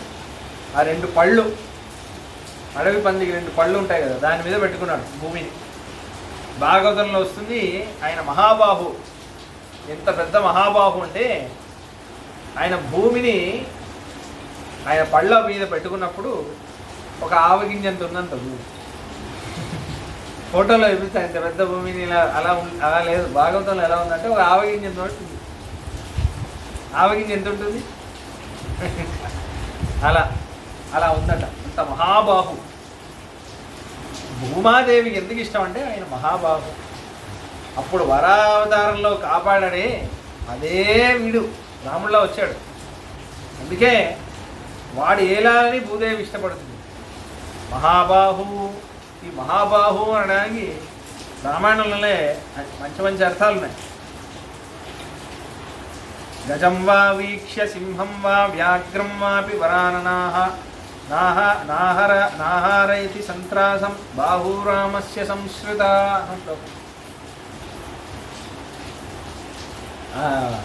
ఇది అరణ్యకాండలో వస్తుంది. సీతమ్మ, రాముడు, లక్ష్మణుడు నడుస్తున్నారా? గజం వా వీక్ష్య సింహం వా వ్యాఘ్రం వా వాపి వరాననాః. సీతమ్మ మృదువుగా అడుగులు పెడుతూ నడుస్తుంది. అడవిలో సింహం ఇలా వెళ్తుంది, పులి ఇలా వెళ్తుంది, ఏనుగు, పెద్ద పెద్ద ఏనుగులన్నీ నడుస్తున్నాయి. కొంచెం కూడా భయం లేదు. ఎందుకు భయం లేదు అంటే బాహురామస్య సంశ్రుత. రాముడి భుజం మీద ఇలా ఆలింగనం చేసుకొని ఇలా రాముడి చేయి పట్టుకొని నడుస్తుంది అని అంటున్నారు వాల్మీకి. ఇది మన సంప్రదాయంలో పెద్ద శ్లోకం. ఇది శరణాగతి చేసిన వాళ్ళు ఎందుకు భయపడకుండా ఉండాలంటే అంత అభయం మనకి ఇచ్చాడు. మనకి అభయం ఇచ్చాడు కదా. ఏ చెయ్యిని పట్టుకొని దాని మీద ఇలా ఆనుకొని సీతమ్మ నడుస్తుంటే అసలు భయం వేయట్లేదో అదే చేత్తోనే కదా నీకు అభయం ఇచ్చాడు. ఇలా అని మా శుచః ఏదద్వ్రతం మమ అన్నాడు కదా. ఎందుకు భయం నీకు? శరణాగతి చేసావు, ఇంకెందుకు భయం? కాబట్టి మహాబాహు. బాహురామస్య సంస్థిత. అలా ఉండాలి బాహు అంటే. చెయ్యి పట్టుకోగానే భయం పోవాలి. నేను చెయ్యి నీడ చూస్తేనే భయం పోవాలి. అభయం అంటే అలానే ఉంటాడు ఎప్పుడు స్వామి, అభయం. కాబట్టి అందుకనే ఆలింగనం చేసుకోండి సీతమ్మ. కాబట్టి మహాబాహుం రఘువీరం. మళ్ళీ ఎవరు అని అడగద్దు. ఇంత చెప్తున్నామే ఎవరు అని అడగద్దు. రఘువీరం. రఘువీరం అంటే ఎవరు? మళ్ళీ 4 కొడుకులు ఉన్నారు ఎవరు అని అనుకోద్దు. రఘువీరుడు అంటే ఎవరండి? రఘువు నుంచి రాముడి వరకు అందరూ రఘువునే కదా. రఘువీరుడు దశరథుడు రఘువీరుడే. కానీ ఇక్కడ రఘువీరం అంటే రాముడే. ఎందుకంటే ఇంతవరకు రఘువంశంలో వచ్చిన మహారాజులు అందరూ వేరే, ఈ రఘువీరుడు వేరే. ఎందుకు అంటే రఘువుకి వీర్యం ఏంటి? రఘువంశానికి ధర్మం కదా. ఆ ధర్మాన్ని ఈయన నిలబెట్టేటట్టు మీరు అందరు నిలబెట్టలేరు. నువ్వేమో అన్నావు కదా ఇందాక, నేను చాలా మా వంశస్థులందరూ ధర్మాత్ములు అని. ఇప్పుడు ఆ వంశంకే ఈయన వల్లే కీర్తి వస్తుంది, ఈయన ధర్మం వల్ల. అటువంటి ధర్మాత్ముడు. ఎటువంటి ధర్మాత్ముడు అంటే స్వామి దశరథ, నువ్వు ఇందాక ఏమన్నావు? లక్ష్మీవాన్ లక్ష్మణాగ్రజ అన్నావు కదా. ఇటుపక్క లక్ష్మణుడు ఉన్నాడు, అటుపక్క లక్ష్మణాగ్రజుడు ఉన్నాడు. అంటే లక్ష్మణుడు లక్ష్మి రెండు ఉన్న కుడి భుజం ఎడమ భుజంలాగా ఉన్నవాడు అన్నారు కదా. కానీ ధర్మం కోసం వాడిని వాళ్ళని రక్షించడం కోసం ఇదే రాముడు ఏమంటారు తెలుసా అండి? వీళ్ళిద్దరి ఉండగా ఏ పనైనా సాధించగలిగే రాముడు. అరణ్యకాండలో సీతమ్మ ప్రశ్న అడుగుతుంది. బ్రాహ్మణులకి వరం ఇస్తాడు, మీకోసం రాక్షసులతో నేను యుద్ధం చేస్తానని. వాళ్ళందరూ శరణాగతి చేస్తే అప్పుడు సీతమ్మ అంటుంది, మీకు రాక్షసులకి గొడవ లేదు, మీరెందుకు రాక్షసులకి నేను యుద్ధం చేస్తానన్నారు? మీకు వాళ్ళకి ఏదైనా పర్సనల్ గొడవ ఉందా? లేదు. మీరెందుకు మధ్యలో దూరుతున్నారు? మీకు అవసరం లేని విషయం ఇది అనేది. ఎప్పుడు అది చాలా అందంగా ఉంటుంది, అది మాట్లాడేటప్పుడు చూడాలి. ఒక భార్యాభర్తలు ఇలా మాట్లాడాలి అన్నట్టు, ఇలా మాట్లాడితే అసలు ఏ గొడవలు రావు అన్నట్టు మాట్లాడతారు. ఒక చిన్న కాన్ఫ్లిక్ట్ కదా, డిఫరెన్స్ ఆఫ్ ఒపీనియన్, ఎంత బాగా రిజాల్వ్ చేసుకుంటారు. అందుకే సీతారాములు అన్నారు, అది వచ్చినప్పుడు చెప్తాను. కానీ రాముడు అందంగా ఒక విషయం అంటారు, అప్యాం జీవితం జహ్యాం త్వాం వా సీతేశ లక్ష్మణ నతు ప్రతిజ్ఞాం సంసృత్య బ్రాహ్మణేభ్యో విశేషతః. సీత, నువ్వు నా ప్రాణం, ప్రాణం కంటే ఎక్కువ నువ్వు. దాని తర్వాత లక్ష్మణుడు, నా బయట ప్రాణమే లక్ష్మణుడి రూపంలో తిరుగుతూ ఉంటుంది, అటువంటి వాడు లక్ష్మణుడు. కానీ ఒక మాట, మీరిద్దరు నాకు అంత ఇష్టం, మీరిద్దరు లేకపోతే నేను బతకలేనేమో. కానీ సీత, నేను మాట చెప్తున్నాను చూడు, నేను ఇచ్చిన మాటని కాపాడడానికి నా ప్రాణం నిన్ను లక్ష్మణుడినైనా వదిలేయమంటే కూడా వదిలేస్తాను, కానీ నా మాటను నేను వదిలేయను. నేను మాట ఇస్తే ఇచ్చిందే అంటాడు. అదే రఘువీరుడు అంటే ఏంటి, లక్ష్మీమాన్ లక్ష్మణాగ్రజ, అది నువ్వు పెద్ద క్వాలిఫికేషన్ అన్నావే, కానీ మమ్మల్ని కాపాడడం కోసం అది వదిలేయడానికి కూడా సిద్ధంగా ఉంటాడు. అటువంటి సాధు పరిత్యాగం అంటే ఏ స్థితికైనా వెళ్ళిపోతాడు రాముడు కాపాడడానికి. అంత శరణాగతి రక్షణం అంటే అంత ఇష్టం. ఈ మాట ఈ సీతమ్మ ఆంజనేయ స్వామితో సుందరకాండలో వెళ్ళేటప్పుడు విషయం ఉంటుంది, నేను ఇలా చెప్పానని అడుగు, నేను ఇలా చెప్పానని అడుగు రాముణ్ణి అని ఒక 10 శ్లోకాలు వస్తాయి సుందరకాండలో. దాంట్లో ఒక శ్లోకం, అప్యహం జీవితం జహ్యాం త్వాం వాసి ఇది చెప్పాను, ఆంధ్రశంశం పరోధర్మో త్వత్తేవ మయాశ్రితః జానామి త్వాం మహావీర్యం మహోత్సాహం మహాబలం అన్నది సీతమ్మ. ఏమండి, పెళ్ళైనప్పటి నుంచి పెళ్ళి రాగానే ఆనుశంశం పరోధర్మ అన్నాడు. క్రూరంగా ఉండకుండా దయతో ఉండడమే పెద్ద ధర్మం సీత, అది మనం వదలకూడదు. మనం రాజారాణి అవ్వబోతున్నాము, ఇదే మన ధర్మం. నేను దయతో ఉండాలి, దయ చూపించడానికి, శరణాగతి రక్షణం చేయడానికి నేను ఎంతైనా వెళ్తాను అని చెప్తూ నాకు నేర్పించారే, నన్ను ఎందుకు వదిలేశారు నా చెయ్యి? ఒకరి చెయ్యి వదలకూడదు, దయ చూపించాలి. ఎంత కష్టం వచ్చినా వాళ్ళని వదలకూడదు, మనల్ని నమ్మి వచ్చిన వాళ్ళని వదలకూడదు. సీత అని చెప్పి ఇన్ని రోజులు నాతో ఉన్నారే, నాతో చెప్పి నా చెయ్యే ఎలా వదిలేయాలనిపించింది మీకు అని అంటుంది. ఇలా నేను అడిగానని చెప్పు అని అంటుంది సీత. కాబట్టి ఎందుకు చెప్తున్నా అంటే వచ్చి కాపాడాడు అని అదంతా వేరే విషయం అనుకోండి. ధర్మచింతన అలా ఉంటుంది ఇద్దరికి. రఘువీరం, ఈ రఘువంశంలో ఈయంత ధర్మచింతన ఉండదు అని విషయం. మహాబలం, చాలా బలశాలి. బలం అంటే ఏంటంటే ఒక ఇక్కడ దశరథ మహారాజుని చూసి అంటున్నారు, మహాబలం అంటే ఎంత బలం తెలుసా నీకు? నువ్వేదో దేవతలతో కోసం యుద్ధం చేసావు అంటున్నారు. నువ్వు ఈయన శివదర్శనం ఎత్తాడు తెలుసు కదా నీకు అని అంటున్నా. అంత మహాబలం. విశ్వామిత్రుడు ఏమేమి ఇచ్చాడు తెలుసు కదా, అస్త్రశస్త్రాలని ఇచ్చాడు, అంత మహాబలం. మరి నీకంటే మంచి మహారాజా కూర్చుంటే, అవునా కదా? ఇంకోటి వేదంలోనే విషయం ఉంది, సైషానందస్య మీమాగం సా భవతి ఆశిష్టో దృష్టిష్టో బలిష్ట అని ఒక విషయం వస్తుంది. తస్యేయం పృథివీ సర్వా విత్తస్య పూర్ణా స్యాత్ అనే విషయం వస్తుంది. ఏంటంటే స ఏకో మానుష ఆనంద అని వస్తుంది.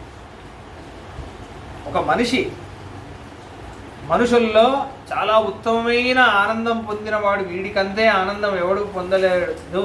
అంత ఆనందం పొందినవాడు ఎవరు అంటే, వాడి అంత ఆనందం ఒక మనిషికి ఎప్పుడు వస్తుందంటే, వేదం అంటుంది, ఏ రోగం రాకుండా మొత్తం బలశాలి అయి వాడికి శత్రువులనే లేకుండా మొత్తం భూమిని వాడు పరిపాలించి, మొత్తం భూమి వాడి అధీనమే, నాకు ఏ రోగం లేదు, నేను యవ్వనంగానే ఉన్నాను, నేను అనుభవించడానికి అన్నీ ఉన్నాయి, అన్నీ నా అధీనమే అని ఒక మనిషి ఎప్పుడు అంత ఐశ్వర్యం ఎవరికైతే వస్తుందో, మనుషుల్లో ఉచ్చమైన ఆనందం అదే అని అంటుంది. వాడి పొందినంత ఆనందం ఎవరు పొందలేరు అన్న విషయం అంటుందని వేదం. అదంతా మనకి రాదు, అవసరం కూడా లేదనుకోండి. ఇప్పుడు రాముడు దానికి తగినవాడు, అంతే బలం అంతే యవ్వనం. అరోగ తరుణో వాగ్మి చూసాం కదా పోయిన సంచికలో. రోగం అనేదే రాదు రాముడికి. మహాబలం, అంత బల పరాక్రమం ఉన్నవాడు. ఎంత బల పరాక్రమం ఉన్నవాడంటే వేదాంతేశి స్వామి కామాసికాష్టకంలో నృసింహుడిని చూసి ఒక విషయం అంటున్నారు, చాలా గుర్తుపెట్టుకోవాల్సిన విషయం. చిన్న విషయం అది. త్వయి రక్షతి రక్షకైక్యమన్యై త్వయిచా రక్షతి రక్షకైక్యమన్యై అంటారు విషయం. స్వామి త్వయి రక్షతి, నువ్వు కాపాడాలి అనుకున్నావు అనుకో, రక్షకైక్యమన్యై వేరే వాళ్ళ రక్షణ మాకెందుకు. నువ్వు కాపాడాలి అనుకున్నావంటే ఎవడది వచ్చినా నువ్వు కాపాడేస్తావు. విభీషణుడిని కాపాడాలి అనుకున్నాడు, మిత్రుడైన సుగ్రీవుడు వస్తే కూడా వినలేదు, ఎవడొచ్చినా వినలేదు. కాపాడాలి అంటే కాపాడాలి, ఎవరు అడ్డొచ్చినా. కాబట్టి నువ్వు కాపాడాలి అనుకున్నావు అనుకో, వేరే వాళ్ళ రక్షణ మాకెందుకు. త్వయిచ అరక్షతి రక్షకైక్యమని, నువ్వు కాపాడను అనుకున్నావు అనుకో, వేరే వాళ్ళ రక్షణ మాకెందుకు. అర్థమైందా? రెండుటికి ఆన్సర్ అదే. నువ్వు కాపాడాలి అనుకున్నావంటే వేరే వాళ్ళ రక్షణ మాకెందుకు, నువ్వే కాపాడు. నువ్వు కాపాడను అనుకున్నావు అనుకో, నీ కోపానికి మేము గురయ్యాం, మరి వేరే వాళ్ళ రక్షణ మాకు అవసరం లేదు, ప్రయోజనమే లేదు. వాళ్ళు కాపాడితే కూడా ఏం అంటే నీ కోపాన్ని ఎదిరించే శక్తి ఎవరికి ఉంది ఇక్కడ. కాబట్టి త్వయి రక్షతి రక్షకైక్యమన్యై త్వయిచా రక్షతి రక్షకైక్యమన్యై. నువ్వు రక్షించను అంటే మమ్మల్ని ఎవరు రక్షిస్తారు? నువ్వు రక్షిస్తాను అంటే మాకు వాళ్ళ రక్షణ ఎందుకు? కాబట్టి రెండిటిలోనూ ఎందుకు నువ్వే కావాలి. రక్షిస్తే నువ్వే రక్షించాలి. రక్షించకపోతే నీ రక్షణ పొందడానికి మేమేం చేయాలో అదే నువ్వు చెప్పి. కాబట్టి మహాబలం, అటువంటి బలపరాక్రమం ఉన్నవాడు వాడు ఒక్కడే రాముడు. అవును కదా. ఇది ఆంజనేయ స్వామి అంటారు, భీషణ్ణి రక్షించడానికి ఎవడెదురు వచ్చినా నేను రక్షిస్తానని. అలానే రావణాసురుణ్ణి ఎదిరించడానికి ఎవరు అడ్డొచ్చినా ఈయనంటారు, మన ఆంజనేయ స్వామి వెళ్ళంటారు. ఇంద్రుడు వచ్చినా, బ్రహ్మ వచ్చినా, శివుడు వచ్చినా ఎవడు నేను రక్షించలేదు. రాముడు యుద్ధంలో నిల్చున్నాడంటే శివుడు వస్తే నేను రక్షించలేడు, బ్రహ్మ వస్తే రక్షించలేడు, ఇంద్రుడు వస్తే రక్షించలేడు. రాముడికి ఎదురుగా ఎవ్వరు నించోరు లోకంలో, గుర్తుపెట్టుకో అని అంటున్నాను. అది విషయం. కాబట్టి అంత మహాబలం. ఎవరిని ఆశ్రయిస్తే మనకి ఏ భయం ఉండదో అటువంటి మహాబలం. ఆయన ఏం చేయాలి? గజేన మహతాయాంతం. అయితే ఇప్పుడు ఇచ్చామోహి మహాబాహుం రఘువీరం మహాబలం అన్నారా? మాకు ఇదే ఇచ్చా, ఆ మహాబలశాలి రఘువీరుడు మహాబలుడు అయిన రాముడు కూర్చోవాలి, అడిగి పట్టాభిషేకం అవ్వాలి అని అన్నారా? ఇప్పుడు దశరథుడు అడిగాడట, అంతేనా? సరే చేసేస్తాను అంటే, లేదు అక్కడితో అయిపోకూడదు. రాజు అయితే నీకు ప్రయోజనం. రాముడు రాజు అయితే ఏంటి? అంబరీషుడు రాజు అయినట్టు రాజు అవుతాడు, ఇక్ష్వాకు రాజు అయినట్టు రాజు అవుతాడు, అజుడు రాజు అయినట్టు రాజు అవుతాడు, భగీరథుడు, దిలీపుడు, వీళ్ళందరూ, నువ్వు దశరథుడు, వీళ్ళందరూ రాజు అయినట్టు రాజు అవుతాడు. అదంతా మీకు ప్రయోజనం. మాకేం ప్రయోజనం ఒకటి ఉంది. ఏం ప్రయోజనం? గజసింహ గతి వీరౌ శార్దూలౌ వృషభోపము అని అన్నారట. రాముడు మిథిలా నగరం వెళ్ళినప్పుడు సీతమ్మని పెళ్ళాడాలి, శివధనుస్సు ఎత్తాలి అన్నప్పుడు జనక మహారాజు రాముడు నడుస్తుంటే, ఆహాహా ఏనుగులా వయ్యారంగా నడుస్తున్నాడే, సింహం నడిచినట్టు ధైర్యంగా నడుస్తున్నాడే, పులి నడుస్తున్నట్టు నడుస్తున్నాడే అన్నారట. ఇంత వయ్యారంగా నడుస్తాడు రాముడు, మెల్లమెల్లగా ఇలా ఏనుగు ఎంత వయ్యారంగా నడుస్తుంది. అలా రాముడు నడుస్తుంటేనే ఒక స్టైల్ ఉంటుంది.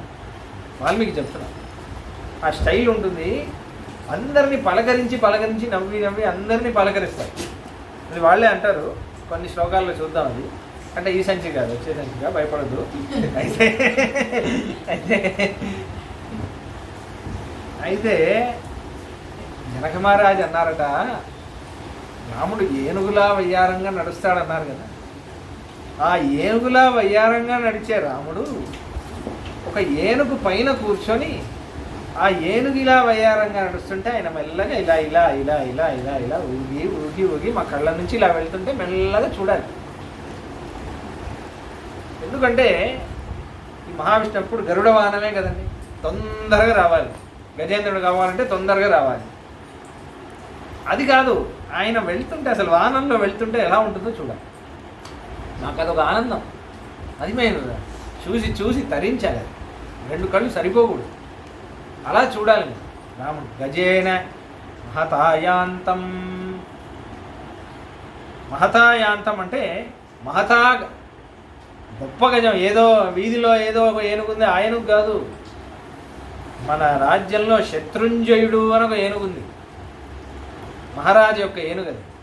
ఆ ఏనుగులో దానికి మంచిగా అలంకారం చేయండి, దాని మీద రాముడు కూర్చోవాలి. ఆ ఏనుగు మీద రాముడు కూర్చొని ఉంటే అది వయ్యారంగా నడుస్తుంటే, రాజ వీధిలో ఇలా నడుస్తుంటే మహతా యాంతం. యాంతం అంటే రావడం, ఆయాంతం అంటే వెళ్ళడం, రెండు వస్తుంది. మహతా యాంతం అంటే రెండు విధాలుగా దాన్ని విడదీయచ్చు. మహతా యాంతం అనొచ్చు, మహతా ఆయాంతం అనొచ్చు. రెండు మహతా యాంతమే అంటుంది కదా. రావాలి, మళ్ళీ అలానే వెళ్ళాలి. వెళ్ళడం కూడా చూడాలి, మేము వెనకాల నుంచి రాముడు అందం చూడాలి. అలా కూర్చొని రాముడు వెళ్ళాలి. ఎందుకు అంటే గజం మీద ఏ దేవుడు కూర్చుంటాడు? ఇంద్రుడు ఐరావతం మీద కూర్చుంటాడు. రాముడు రాజైతే స్వర్గం అయోధ్య ముందు పనికొస్తుందా? రాముడు రాజైతే ఇంద్రుడు రాముడు ముందు పనికొస్తాడా? రాముడు రాజైతే ఐరావతం శత్రుంజయుడు ముందు పనికొస్తాడా? కదా. మీరు దశరథ మహారాజా, మీరు రాముణ్ణి ఏనుగు మీద కూర్చోబెట్టండి, దేవతలందరూ పైన నుంచి చూడని, ఇంద్రుడు చూడని మా రాజు ఎటువంటి వాడు. వాడిగా తెలియాలా వద్దా మా రాజు ఎటువంటి వాడు? స్వర్గంలో ఉన్న వాళ్ళందరూ అయోధ్యను చూసి ఏడవాలా వద్దా? అరే రే, ఇది కదా రాజ్యం, మనం ఏదో స్వర్గం అంటే ఏమో అనుకున్నామే, రాముడున్న రాజ్యం కదా, రాముడు ఎక్కడుంటే అదే కదా స్వర్గం. యస్త్వయా సహ సస్వర్గ. సీత అంటుంది, సీత నువ్వు ఇక్కడే వెళ్తానంటే లేదు లేదు, నాకు ఇది స్వర్గం అనుకుంటున్నారా మీరు ఎక్కడుంటారో అదే నాకు స్వర్గం అని. అదే విషయం, రాముడు ఎక్కడుంటాడో అదే స్వర్గం. కాబట్టి గజేన మహతాయాంతం రామం. ఇక్కడ రామం అని ఎందుకన్నారు? రామ అంటే మనసుకి ఆనందం కలిగించేవాడు. ఏనుగులో కూర్చున్నాడు కానీ వాడిని చూస్తే మాకు మనసులో ఆనందం లేదు. అలా కూడా కొంతమంది ఉంటారు. గజారోహణం చాలామంది చేస్తూ ఉంటారు, సినిమా యాక్టర్స్ కూడా చాలామంది చేస్తూ ఉంటారు, గజారోహణం చేస్తూ ఉంటారు. కొంతమంది వాళ్ళని చూస్తే మనకు ఆనందంగా ఉండాలి కదా. కానీ మా రాముడిని చూస్తే మా హృదయం అంతా పులకరించిపోతుంది, ఆనందంతో నిండిపోతుంది. మా రాముడు హృదయంలో ఆనందంగా ఉంటుంది కదా. కాబట్టి రామం ఛత్రావృతాననం. ఆ ఏనుగే ఇలా మెల్లగా నడుస్తూ వస్తుంది కదా, దాంట్లో రాముడు వేరే వయ్యారంగా ఉంటాడా? రాముడి వెనకాల లక్ష్మణుడు కూర్చోవాలి. లక్ష్మణుడు రాముడికి గొడుగు పట్టాలి. చూడండి ఎంత ఆశ, ఇంత ఆశపడ్డారు, అందుకే అవ్వలేదు. తర్వాతే అయింది. పాపం మంచి ఆశ, ఇలా ఆశపడాలి. ఎంత మంచి ఆశ చూడండి. ఒక భక్తుడి కోరిక ఎలా ఉండాలి చూడండి. వీళ్ళని చూసి నేర్చుకోవాలి అయోధ్యవాసులు. మనం కూడా అలానే వేడుకోవాలి కదా. అసలు నాకు చాలా ఆశ ఇది. రోహిణి నాకు ఎప్పటి నుంచో ఉంది, ఎప్పుడు నెరవేరుస్తుంది చూడండి. ముందు నాకు ఇది ఏకాదశి చాలా కష్టంగా, ఏదో భగవంతుడు అనుగ్రహాలు నిర్విఘ్నంగా సాగుతుంది అనుకుంటుంది. ఏకాదశి జస్ట్ ఈ వీధి మాత్రం ఒకటి చేయాలి, భగవంతుడి దర్శనం చేయాలి అందరూ అనుకుంటున్నాను. చూడాలి ఎప్పుడు అవుతుందో, ఎందుకంటే అది గుడిలో ఉండాలి. అది ఏమంటారు దాన్ని, యాత్రాసనం అని అంటారు దాన్ని. అది చేయాలి తప్పకుండా, అది ఆగమంలో ఉంది. చూద్దాం, భక్తులు అందరూ కోరుకుంటే అవుతుంది. సత్య సంకల్పుడు భక్తులు ఏం కోరుకుంటారో దాన్ని సత్యంగా చేస్తాడు. ఇచ్చామహ అని మనం కూడా అన్నాం. అయితే రామం ఛత్రావృతాననం. ఇప్పుడు నీ పైన తెల్లటి గొడుగు ఉంది కదా, ఆ గొడుగు ఏనుగు మీద ఎక్కించు, లక్ష్మణుడి చేతిలో ఇవ్వు, లక్ష్మణుడు వెనకాల కూర్చోవాలి, లక్ష్మణుడు ఇలా పట్టుకోవాలి గొడుగుని. ఆ ఏనుగు ఇలా ఇలా ఇలా ఇలా వెళ్తుంటే రాముడు ఇలా ఊగుతూ ఊగుతూ మా అందరినీ చూస్తాడా, మాకు ఆనందంగా ఉంటుందా? అప్పుడు ఆ గొడుగు ఇలా ఉంటుంది కదా, ఆ గొడుగు రాముడి ఆననం, రాముడి ముఖాన్ని ఆవృతం. ఆ గొడుగు రాముడి ఆ తామర పువ్వు లాంటి ఆ ముఖాన్ని అది కమ్మేస్తుంటే ఎక్కడ రాముడు అని మేము ఇలా ఇలా చూడాలి. మళ్ళీ ఏనుగు ఇలా నడుస్తుంది కదా, ఆ గొడుగు కొంచెం పైకవాలి, రాముడు కనిపించాలి కనిపించకూడదు, అలా ఆనందంగా మేము చూడాలి. అలా రాముడు ఇలా ఇలా ఇలా ఇలా అందరినీ చూస్తుంటే ఆ గొడుగు ఇలా ఇలా ఇలా ఊగుతుంటే మేము చూడాలి. అది మాకు ఆనందం. అది ఎప్పుడెప్పుడు జరుగుతుందా అని చూస్తున్నాం దశరథ. అది జరిగితే బాగుండు, నువ్వే నెరవేర్చాలి అని అంటున్నాం. అయితే ఈ శ్లోకాలన్నీ మనకు ఒక ఆనంద అనుభూతిని ఇస్తాయి కదా. మన సంప్రదాయంలో ఒక ముఖ్యమైన విషయం ఉంది, ఇది చెప్పి ముగించేస్తాను. మన సంప్రదాయానికే చెందిన ఒక ఘనత ఏంటంటే దివ్య దేశాలు, దివ్యక్షేత్రాలు అని 108 దివ్యక్షేత్రాలు అని ఉన్నాయి. అవన్నీ దర్శించడానికి చాలా కష్టం అని మన చిన్నజీవి స్వామి ఇక్కడ కట్టారనుకోండి, రామానుజ యొక్క సమతామూర్తి చుట్టూ కట్టారు కదా. కానీ ఒక్కొక్క క్షేత్రం అది పెద్ద పెద్ద దివ్య దేశాలు. ఒక కాంచీపురం గుడి కానీ, ఒక తిరుమల గుడి కానీ, శ్రీరంగం, ఇవన్నీ ఇదే వైకుంఠమేమో అన్నట్టు ఉంటుంది. మనకి అంత శాస్త్రాన్ని, ఆగమాన్ని, మనకు అటువంటి అర్చకుల్ని, అటువంటి పూజా విధానాన్ని భగవంతుడు ఏర్పాటు చేశాడు. కళ్యాణోత్సవం, వసంతోత్సవం, యాత్ర, అది ఇది, రథయాత్ర, అది ఇది అన్నీ ఏర్పాటు చేశాడు. బ్రహ్మోత్సవం అంటే 9 రోజులు 9 వాహనాల్లో స్వామి సేవ ఇస్తాడు. గరుడ సేవ, హనుమంత వాహనం, గజవాహనం, హంసవాహనం, అలా వస్తాడు కదా భగవంతుడు. ముందు వేదం, వెనకాల ప్రబంధం, ఆ నాదాలు, ఘోషాలు ఎక్కడ చూడలేదు, ప్రపంచంలో ఎక్కడ చూడలేదు. మన రామానుజ సంప్రదాయం గుడిలోనే చూడొచ్చు. ఇవంతా ఎక్కడ లేదు. వేరే సంప్రదాయం వాళ్ళకి తెలియదు కూడా ఎలా చేయాలో. మన రామానుజాచార్యుల వారి కట్టి కాపాడి మనకి ఇచ్చారు. ఎన్ని ఏళ్ళైనా అలానే నడుస్తుంది. మన ఆచార్యులందరూ అది చూసి చూసి ఎన్నెన్ని శ్లోకాలు, ఎన్నెన్ని స్తోత్రాలని రాశారు. అయితే కలియుగంలో అదే ఐశ్వర్యం. ఎందుకంటే త్రేతాయుగం, ద్వాపరయుగంలో భగవంతుడు ప్రత్యక్షంగా వచ్చి అవతారం చేశాడు, వాళ్ళందరూ ప్రత్యక్షంగా దర్శించారా. కలియుగంలో మనకి ఆయుష్ తక్కువ, ప్లస్ మనకి అంత భక్తి జ్ఞానం ఉండదు కాబట్టి భగవంతుడు అర్చామూర్తిలో ఉన్నాడు. మనకి నిలకడగా భగవంతుడిని ధ్యానం చేసేంత శక్తి ఉండదు కాబట్టి భగవంతుడే నిలకడగా ఒక రూపం ఎత్తుకొని గుడిలో ఉన్నాడు. అందుకే ఆ ఉత్సవాలని మనం సేవించాం. ఆయన కళ్యాణోత్సవం ఒక దివ్యమైన అనుభూతిగా వెళ్ళిపోతాం కదా. అయితే అందుకే మన ఆచార్యులు ఏం చేస్తారంటే వేద మంత్రాలకి కూడా ఇలానే ఒక గుడితో అసోసియేట్ చేస్తారు. అంటే ఫర్ ఎగ్జాంపుల్ ఇప్పుడు ఈ శ్లోకం ఉన్నది చూడండి. ఈ శ్లోకం కాంచీపురంలో గరుడ సేవ అంటే వరదరాజస్వామిది. వరదరాజస్వామి గరుడ సేవ తర్వాతే ఏ గరుడ సేవ అయినా, అలాంటి గరుడ సేవ ఎక్కడ చూడలేదు. తిరుమల అయినా, శ్రీరంగం అయినా, ఏదైనా సరే కాంచీపురంలో వరదరాజస్వామి గరుడ సేవ తర్వాతే. గరుడ సేవ అంటే పెట్టింది పేరు అదే, వరదరాజస్వామిదే. ఒక్కసారైనా వెళ్ళాలి, మే నెలలో ఉంటుంది, ఒకసారి వెళ్ళండి. మనము ఇదే చేయాలన్నమాట.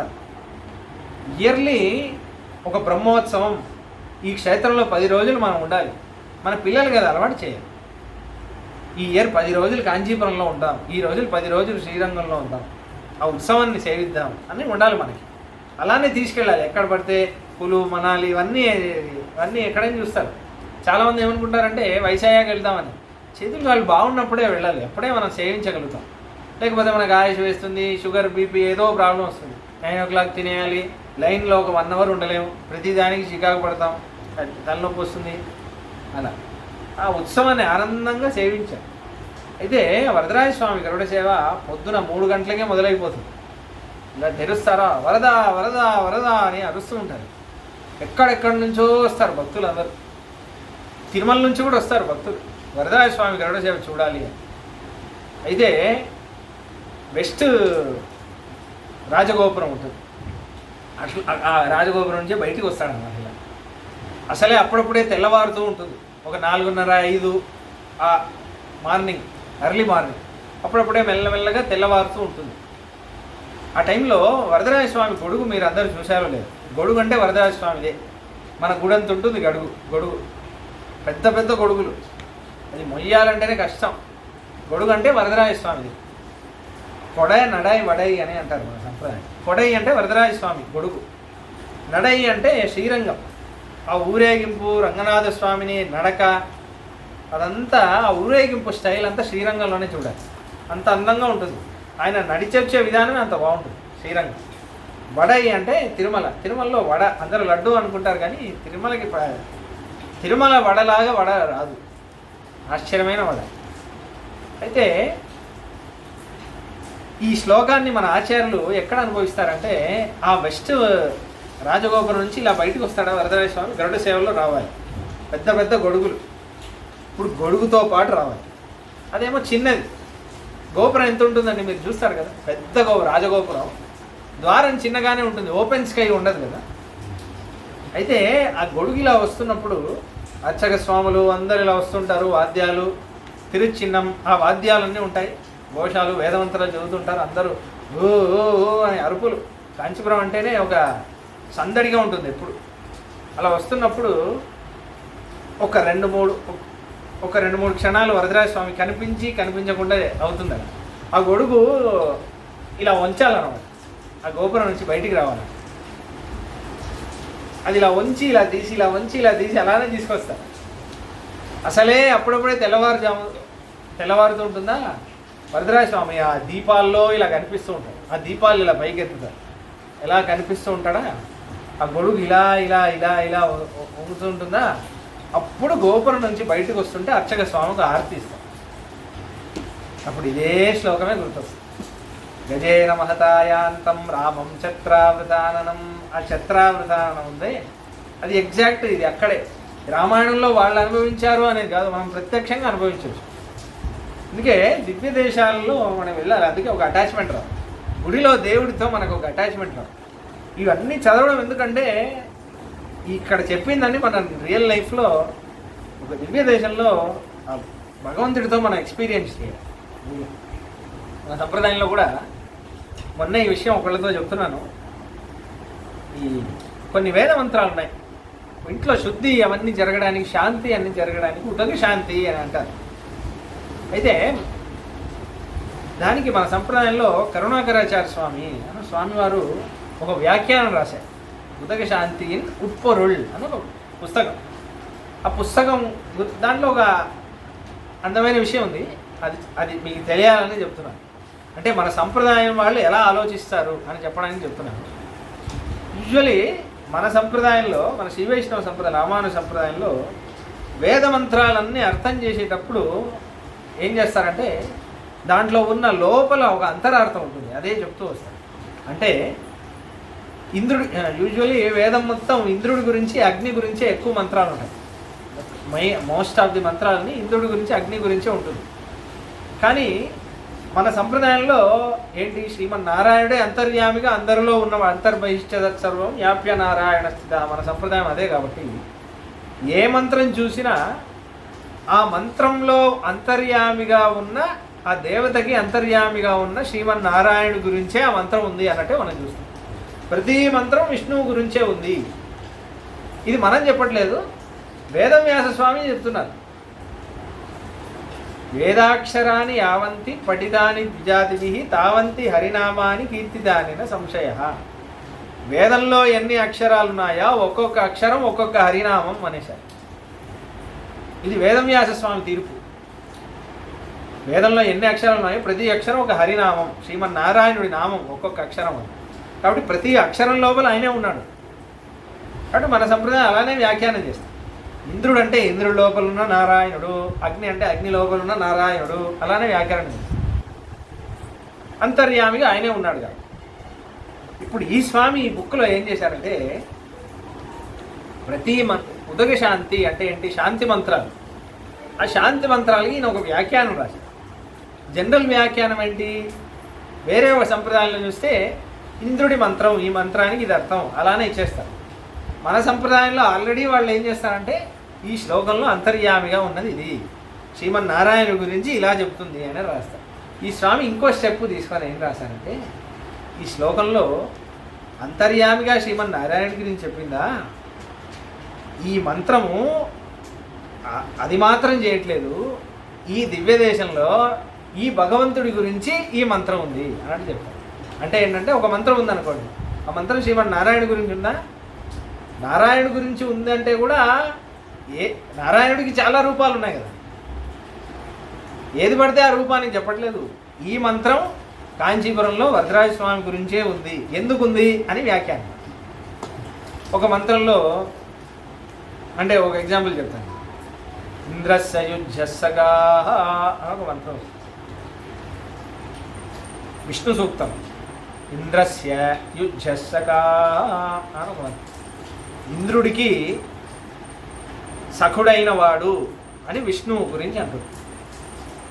ఇంద్రుడికి సఖుడు అంటే ఎవరు అంటే, ఇక్కడ మన వాళ్ళు ఏం చేశారు తెలుసా అండి, పార్థసారథి అని ఒక గుడి ఉంది. పార్థసారథి ట్రిప్లికేన్ అంటారు చెన్నైలో, పార్థసారథి స్వామి. ఇక్కడ భగవంతుడి పేరు పార్థసారథి. పార్థసారథి అంటే ఏంటి, అర్జునుడికి పార్థుడు అంటే అర్జునుడు, అర్జునుడికి సారథి. ఈ వేదమంత్రం అనేది ప్రతి మంత్రం శ్రీమన్నారాయణ గురించి ఉంది అనేది ఒక విషయమా. ఇప్పుడు ఇక్కడ ఇంద్ర అంటే ఎవరు, అర్జునుడు, ఎందుకంటే అర్జునుడు ఇంద్రపుత్రుడు, అవునా. ఆత్మావి పుత్రనామాసి, పుత్రుడికి నాన్న పేరుతో పిలవచ్చు అనొక శాస్త్రం. అయితే ఇప్పుడు ఇంద్రుడు అంటే ఇంద్రపుత్రుడు అయిన అర్జునుడు. ఇంద్రస్యయుజ్జస్సగా అంటే అర్జునుడి సఖ, అర్జునుడి సఖుడిగా ఉండి యుద్ధం చేసిన వాడు అని అర్థం. అది ఎవరికి అన్వయం అవుతుంది, పార్థసారథికే అన్వయం అవుతుంది, వేరే ఎవరికి అన్వయం కాదు. మీకు అర్థమైందా ఈ విషయం? వ్యాఖ్యానం అంతా ఇలానే రాశాను. అంటే నేను చెప్పాల్సిన విషయం ఏంటంటే, ఆయన ఆ బుక్ రాసేటప్పుడు ముందు పరిచయంగా ఏం రాశారంటే, నేను ఈ వ్యాఖ్యానం ఎందుకు రాశానంటే, వేదమంత్రాలు అందరూ చదువుతారు, కానీ ఈ మంత్రం చదివేటప్పుడు ఈ గుడిలో ఈ స్వామి గురించి ఈ మంత్రం ఉంది అని మీరు గుర్తుపెట్టుకున్నారనుకోండి, ఈ మంత్రం అర్థం చదివి మీరు రేపు ఈ మంత్రం చదివేటప్పుడు మీకు ఆ భగవంతుడు మీకు గుర్తొస్తాడు. మీ భగవంతుడు లాగుతాడా, మీకు వేదం చెబుతుంటే కూడా ఒక ఆశ్చర్యమైన అనుభూతి ఏర్పడుతుంది. మీరు ఏ ఇంట్లో వేదం చదువుతారో, మీరు భక్తితో ఒక ఆనందంతో వేదం చదువుతారు కాబట్టి ఇంట్లో చదివే వాళ్ళకి అది క్షేమాన్ని ఏర్పడిస్తుంది. అందుకే నేను ఈ వ్యాఖ్యానం రాస్తున్నాను అని రాశాను.